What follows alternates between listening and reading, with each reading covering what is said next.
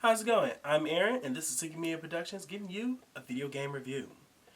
Alright, so I've been in a rough patch lately because I have been navigating this self-imposed video game desert depletion because I haven't been able to find video games that I felt was interesting enough for me, or at least got me interested to play them for quite some time until thankfully, EA Games and Respawn Entertainment has given us the sequel to Jedi Fallen Order with Jedi Survivor.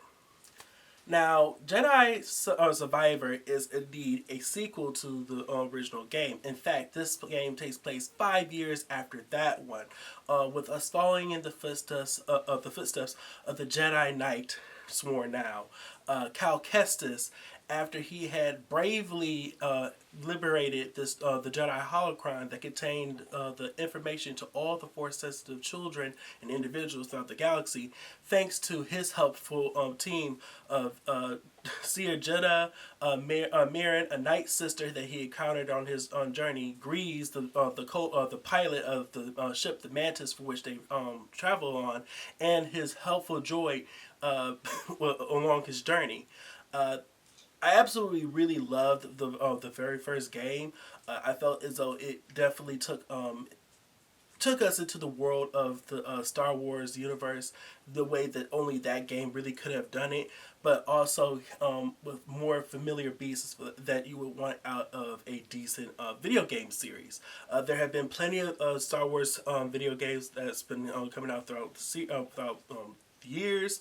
One of the most prominent ones being that of the Old Republic series, where this particular series of games, both Fallen Order and Survivor, can really see elements that helps you remind us of something that would have been akin to, I don't know, the Dark Souls or Demon Souls series, and the fact that this takes us a way of trying to deal with the character or the protagonist fighting these greater enemies and harder difficulty levels. But going back into how this game specifically plays, again, you're in the footsteps of Cal Kestis, who is a Jedi on the run thanks to the Empire, and basically having to deal with all the repercussions of Order 66, having to be an individual Jedi or Force sensitive, fleeing the oppressive control of the Imperial forces. Now, when it comes to the central plot of the storyline in Jedi Survivor, again, this is a story that takes place 5 years after the events of the first Fallen Order. The team, for whatever reason, decided to break up and go their own separate ways.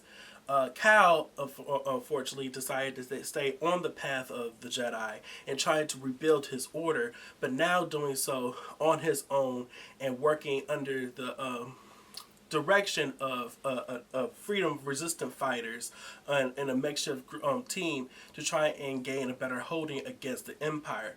But unfortunately for Cal, he finds out that this is not as easy as he would have hoped. The Empire is still strong, if not stronger than ever, and he's feeling the motions of how he's going to deal with this daunting situation. And out of the blue, a new threat comes into play that forces Kyle to go embark on this new journey, following the footsteps of what ends up being a High Republic era mission to try and go to this mythical land that was discovered called Tanalorr.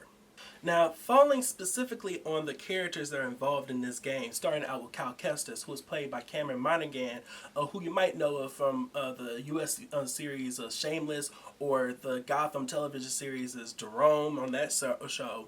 The actor Cameron basically is an outstanding actor in himself, both in those roles and definitely in the role of Cal Kestis.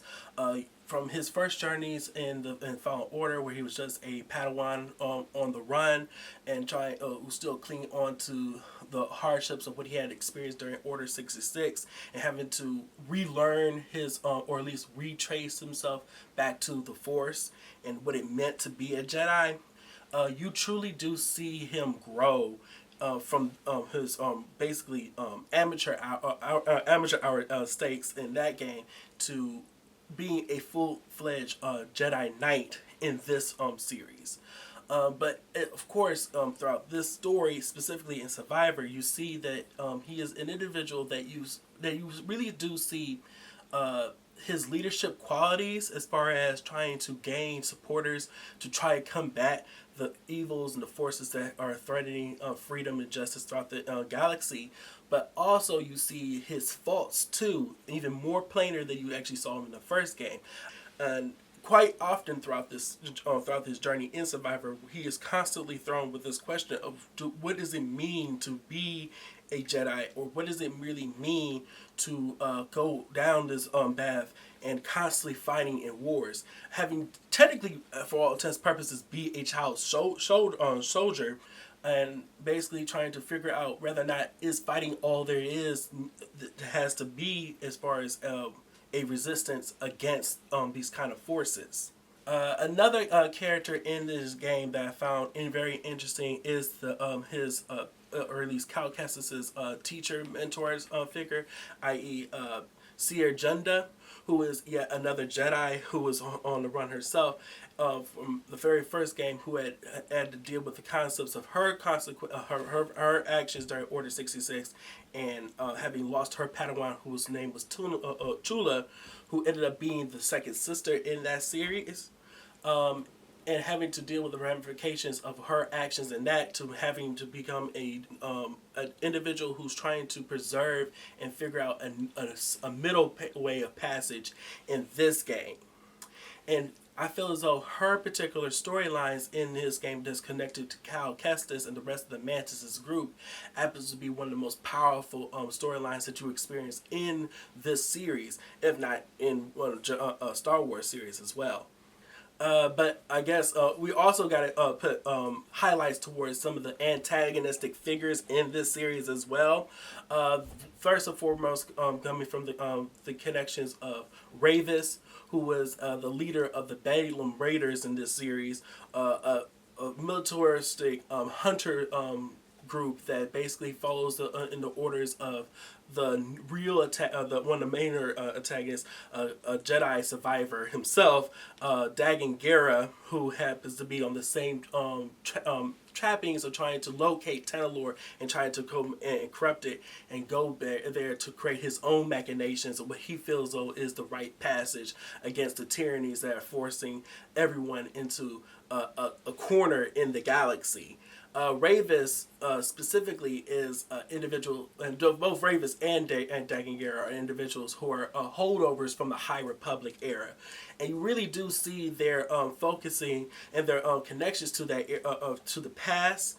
That these are individuals who are legitimately soldiers that were pulled from the battlefields and into this new era, and having to deal with the ramifications of that concept in and of itself. And then finally, I do want to talk about one of the newer characters that were introduced in the series that ended up having a very interesting storyline in itself. The character being Bode, an individual who is a soldier just like Cal, trying to find his way in the galaxy and trying to preserve what he thinks is the right passage for both him and his daughter Kata, from the forces that are plaguing everyone. Now, in Jedi Survivor, since this is a sequel to Jedi Fallen Order, a lot of the gameplay is still holdovers from that original outing.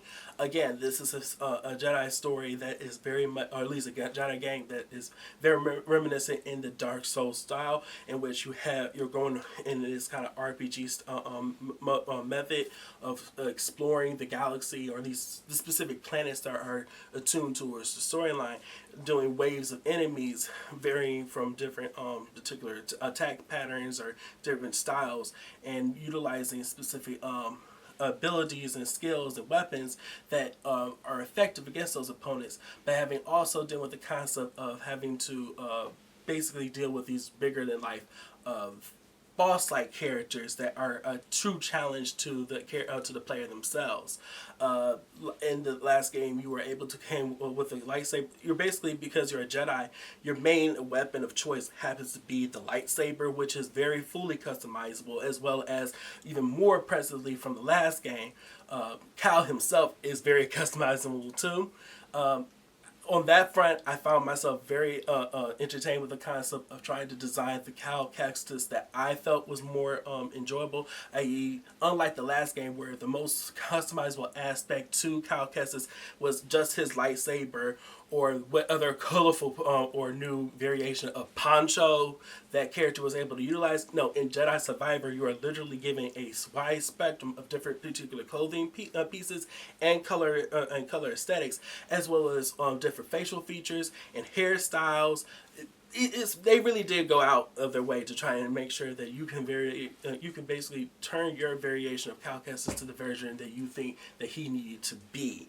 Unlike the last game, where they only gave you very specific styles of combat with the lightsaber, i.e., whether or not you were utilizing it in a single blade format or the dual bladed format. The single bladed style, the cross bladed, dual bladed, they're all their own unique skill trees and have their own variations of attack patterns that I feel are very well utilized in this series. And I gotta say that it almost always felt very entertaining to me to be able to play around with this concept of the lightsaber, which at the end of the day is usually looked upon as this very OP weapon, considering it is a laser sword that can usually cut through anything. Because of the mere fact that this game is helmed under the Disney banner, you're definitely not able to use the lightsaber the way that effectively I would have wanted to use it, i.e. being able to cut up everything and everyone around me.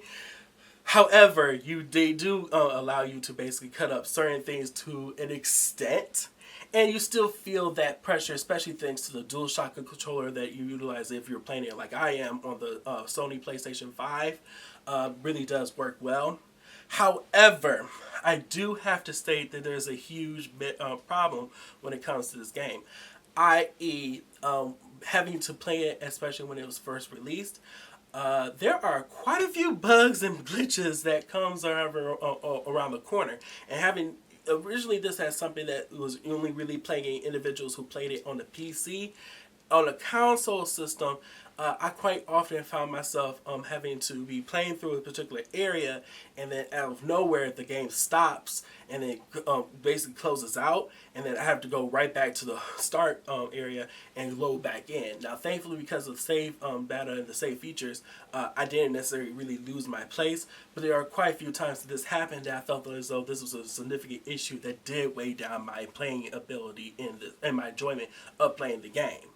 The game is very well utilized in this platforming method, being able to utilize the environment in the way that and go about it in the way that you would feel as though a Jedi should be able to do, i.e. utilizing cool jumping mechanics, the Force in unique ways, being able to interact with certain objects and characters and situations throughout the environments.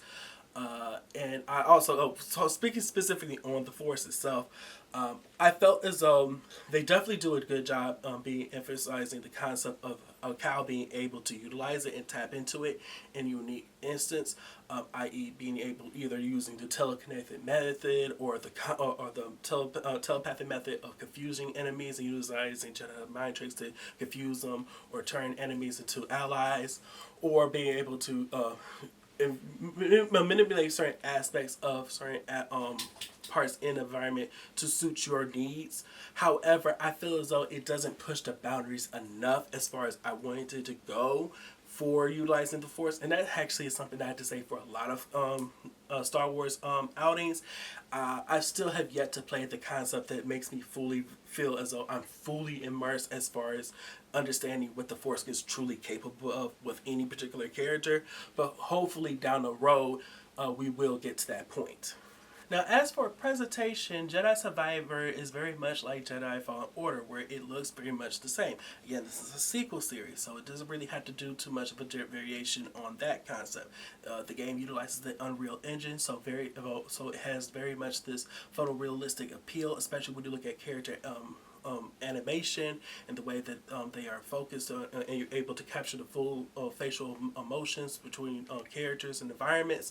The environments themselves are very highly rendered really well. They're very expansive. Each of the planets that you're able to visit have their own unique ecosystems and bases that allows you to feel as though they're very much real, especially when you look at the difference between what Coruscant looks compared to another planet like Kobo.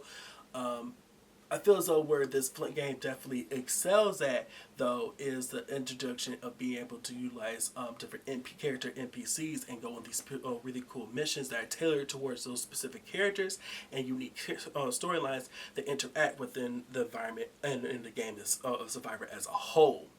However, I do have to point out again, since this is a direct sequel, there isn't really that much difference between the two. It's just more is given detail towards the aspects that you wanted to have seen in Fallen Order are now introduced and actually fully realized a little bit better in Jedi Survivor. At the end of the day, I feel as though Jedi Survivor is definitely a great game in the series, and the Jedi games in themselves are shaping up to be one of the better Star Wars games as a whole. Again, if it hadn't been for a lot of the bugs I experienced while playing this game, in certain aspects, I feel as though they could have pushed the boundaries of. They could have been amazing, if not epic. But as it is right now, I find that Jedi Survivor is a great game to experience. As always, if you like this video, please like, share, and subscribe. And please hit that bell down there at the bottom for notifications. I want to hear from you. Have you played Jedi Fallen Order or Jedi Survivor? If not, what are you waiting for? Let us know. Let me know how you feel about it. And always, please hit our Twitter page and for more things like this. And I'll see you later.